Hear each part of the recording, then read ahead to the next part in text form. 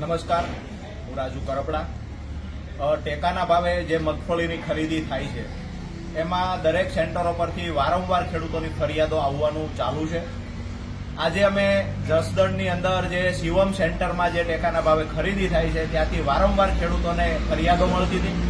જે ફરિયાદો અંતર્ગત આજે અમે અમારી જિલ્લા ટીમ સાથે, અમારી તાલુકાની ટીમ સાથે રાખી અને મોટી સંખ્યામાં ખેડૂતોને સાથે રાખી આજે અમે ત્યાં શિવમ સેન્ટરમાં જ્યારે ખેડૂતોની ફરિયાદને લઈ મુલાકાત કરેલી ત્યારે અમને જાણવા મળ્યું ગ્રેડરથી લઈ અને સિલાઈ થાય ત્યાં સુધી ખેડૂતો પાસેથી દરેક જગ્યાએ પૈસા વસૂલવામાં આવે છે.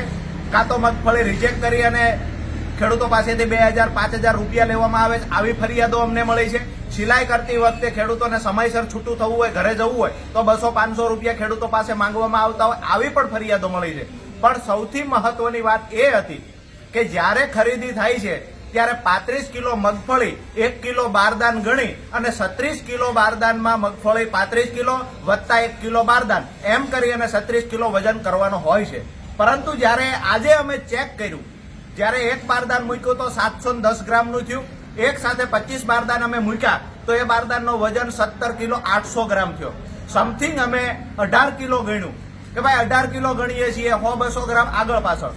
પણ જ્યારે અમે મોટાભાગના બારદાનના વિટોળા ચેક કર્યા તો અમને ખબર પડી કે 100 કિલોએ 100 બારદાને 28 કિલો વજન ઘટે છે. 100 બારદાન મૂકવા જોઈએ, 100 કિલો વજન થવો જોઈએ. તો જ્યારે 100 બારદાન મૂકીએ છીએ માત્ર વજન 72 કિલો થાય છે, એટલે કે 28 કિલો વજન ઘટે છે. અમે આખો હિસાબ કર્યો તો અમે આશ્ચર્યચકિત થઈ ગયા કે 1,60,000 બોરી આ શિવમ સેન્ટરમાં ખરીદી થઈ અને ઉપર મોકલી દેવામાં આવી છે.